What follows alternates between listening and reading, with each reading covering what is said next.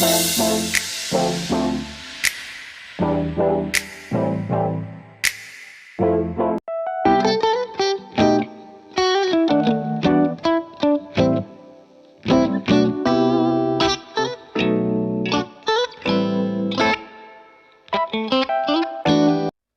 నమస్కారం.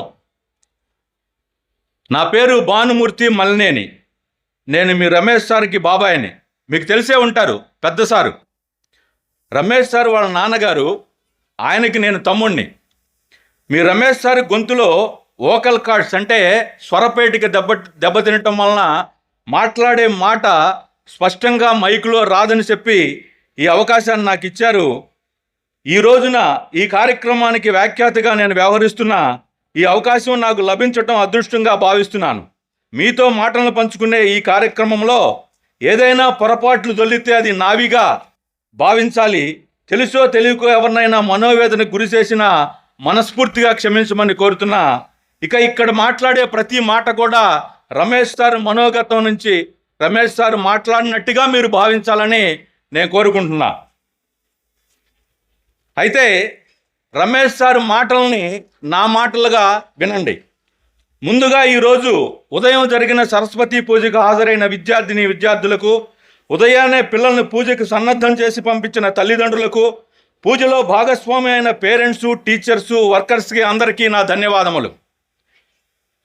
బహుమతి ప్రదానోత్సవం, కల్చర్ ప్రోగ్రామ్స్లో పాల్గొనే పిల్లలకు ఆశీర్వదించడానికి, ప్రోత్సహించడానికి, ఉత్తేజపరచడానికి మా ఆహ్వానాన్ని మన్నించి ఈ సాయంకాలం ఈ కార్యక్రమాన్ని జయప్రదం చేయడానికి ఇక్కడికి వచ్చిన శ్రీభారతి విద్యార్థుల తల్లిదండ్రులకు, బంధువులకు, అనునిత్యం మా ఉన్నతిని కాంక్షించే స్నేహితులకు, శ్రేయోభిలాషులకు నా హృదయపూర్వక సుమాంజలి.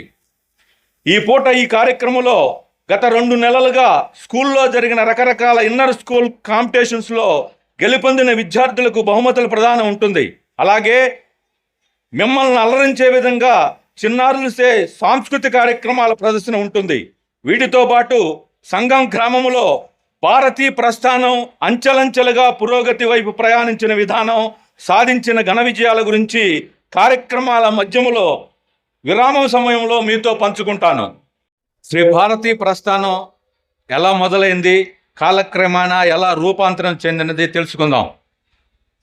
నేను అంటే రమేష్ సార్ ఇంటర్మీడియట్ 2వ సంవత్సరం చదువుతుండే, అంటే 1992 సంవత్సరంలో సంగం గ్రామానికి మా కుటుంబం వలస వచ్చి స్థిరపడడం జరిగింది. అంటే మాకు సంగం గ్రామంతో 33 సంవత్సరాల అనుబంధం ఉంది. నా యొక్క విద్యాభ్యాసం పూర్తయిన తర్వాత 2001-2002 విద్యా సంవత్సరంలో శ్రీ భారతి ట్యూషన్ సెంటర్ ప్రారంభించడం జరిగింది.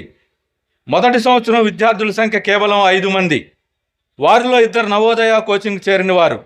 ఆ 2లో ఒకరికి నవోదయ సీట్ సాధించడం మొదటి విజయంగా చెప్పుకోవచ్చు. 2002-2003 విద్యా సంవత్సరానికి శ్రీ భారతీ ట్యూషన్ సెంటర్ విద్యార్థుల సంఖ్య 31కి చేరింది. 27 మంది హై స్కూల్కి చెందిన 10వ తరగతి విద్యార్థులు మరియు 4 నవోదయ విద్యార్థులు. 10వ తరగతి విద్యార్థుల విషయంలో 100% విజయం, వారిలో 3కి 500 మార్కులు సాధించడం జరిగింది. ఇప్పుడంటే ఇబ్బడిముబ్బడిగా మార్కులు వస్తున్నాయి, కానీ అప్పట్లో 500 మార్కులు సాధించడం అయితే చాలా కష్టమైన పని. అలాగే ఆ సంవత్సరం 2 నవోదయ సీట్లు సాధించడంలో గ్రామంలో శ్రీ భారతి ఉనికి తెలిసింది. మా సోదరుడు చిన్నికృష్ణ సార్ మీకు తెలిసే ఉండొచ్చు. ఆయన సహకారంతో మా నాన్నగారు పెద్ద సారు, ఆయన కూడా మీ అందరికీ సుపరిచితమే. ఆయన పర్యవేక్షణలో 2003-2004 విద్యా సంవత్సరం నుండి శ్రీ భారతి ట్యూషన్ సెంటర్ని శ్రీ భారతి విద్యానికేతన్ అనే ప్రైవేట్ ప్రైమరీ స్కూల్గా రూపాంతరం చెందడం జరిగింది. నర్సరీ నుండి 5వ తరగతి వరకు 34 మంది రెగ్యులరు మరియు 8 మంది నవోదయ విద్యార్థులతో ఆ సంవత్సరం విజయవంతంగా స్కూలు నిర్వహించడం జరిగింది. 4 నవోదయ సీట్లతో విజయం బోనస్గా వచ్చింది. అప్పటి నుండి ఏడాదికేడాది గణనీయమైన వృద్ధి సాధిస్తూ ముందుకు పయనించి శ్రీ భారతి 2008-2009 విద్యా సంవత్సరం నుండి ప్రైవేట్ అన్ఎయిడెడ్ స్కూల్గా ప్రభుత్వం గుర్తింపు పొందడం జరిగింది. శ్రీ భారతి విద్యానికేతన్ EMUP స్కూల్గా నర్సరీ నుండి 7వ తరగతి వరకు ప్రస్తుతం కొనసాగుతుంది. ఒక్కసారి భారతీయ ప్రస్థానంలో సాధించిన విజయాలు చూద్దాం. 2001, 2002 విద్యా సంవత్సరంలో కేవలం 2 నవోదయ విద్యార్థులతో ప్రారంభమైన నవోదయ శిక్షణ గత 12 సంవత్సరాలుగా 100 మందికి పైగా విద్యార్థులకు ప్రతి సంవత్సరం ఇవ్వడం జరుగుతుంది. మొదట్లో కేవలం సంఘం గ్రామ విద్యార్థులకు మాత్రమే శిక్షణ ఇవ్వగా నేడు శ్రీ భారతి నెల్లూరు జిల్లాలో నలుమూల నుండే కాకుండా ఒంగోలు, తిరుపతి, కడప జిల్లాల నుండి కూడా ఇక్కడికి వచ్చి శిక్షణ పొందుతున్నారు.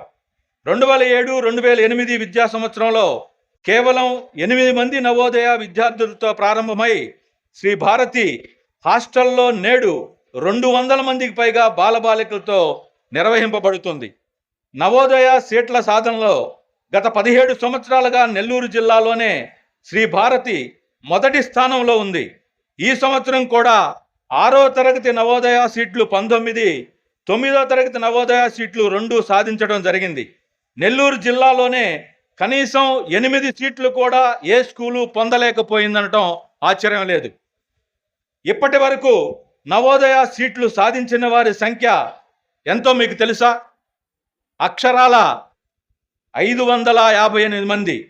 ప్రస్తుతం నెల్లూరు జిల్లా నవోదయ స్కూల్లో చదివే విద్యార్థుల్లో 30% మంది శ్రీ భారతి శిక్షణ పొందిన విద్యార్థులే. ఒక్క నవోదయ సీట్లే కాదు, ఇప్పటి వరకు 23 సైనిక స్కూలు సీట్లు కూడా సాధించడం జరిగింది. మొత్తం మీద ప్రస్తుతం నెల్లూరు జిల్లాలో నవోదయ కోచింగ్ అంటే కేర్ ఆఫ్ సంఘం శ్రీ భారతి.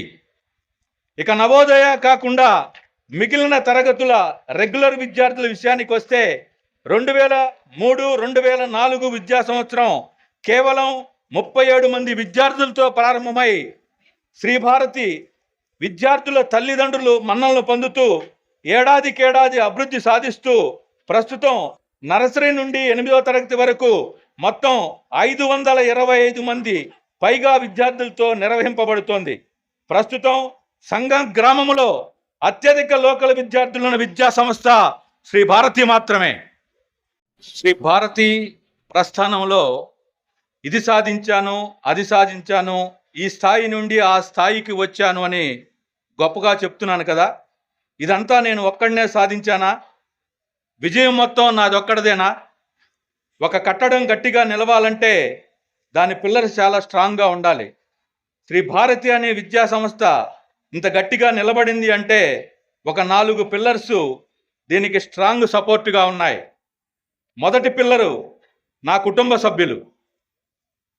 దివంగతులైన అన్న నాన్నలతో పాటు మా అమ్మ, నానమ్మ, అత్తయ్య, రజిత మేడం, లక్ష్మీ మేడంలే కాదు, మా పిల్లలు ముగ్గురు కూడా సమస్యల్లో అయినా, సక్సెస్లో అయినా, బాధల్లో అయినా, సంతోషంలో అయినా, పేదరికంలో ఉన్నప్పుడైనా, ఒక స్థాయికి చేరినాకైనా ఎటువంటి తేడాలు లేకుండా ప్రతి విషయంలోనూ, ప్రతి నిర్ణయంలోనూ నన్ను అనుకరిస్తూ, అంగీకరిస్తూ వారు అందించిన తోడ్పాటు అనుక్షణం నన్ను ఉత్సాహపరుస్తూనే ఉంటుంది.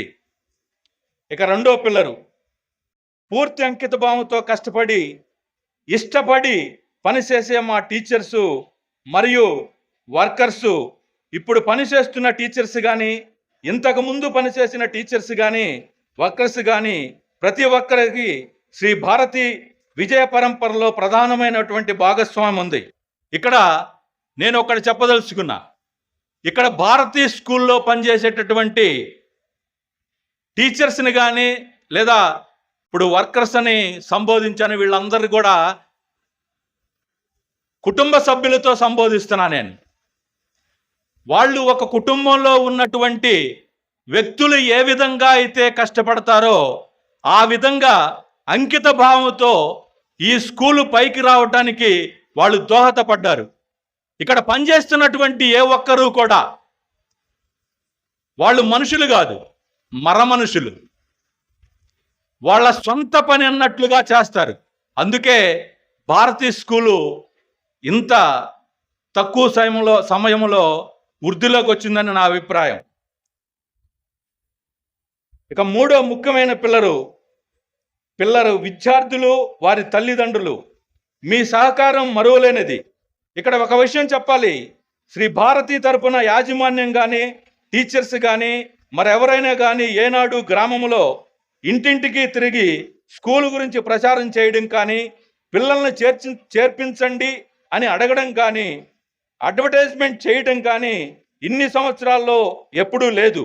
అయినా ఇప్పుడు శ్రీ భారతి ఈ స్థాయిలో ఉందంటే ఇది కేవలం పేరెంట్స్ టాక్ వలన, అంటే ఒక పేరెంట్ ఇంకో పేరెంట్తో మాట్లాడటం వలన భారతీ స్కూలు అభివృద్ధి చెందింది.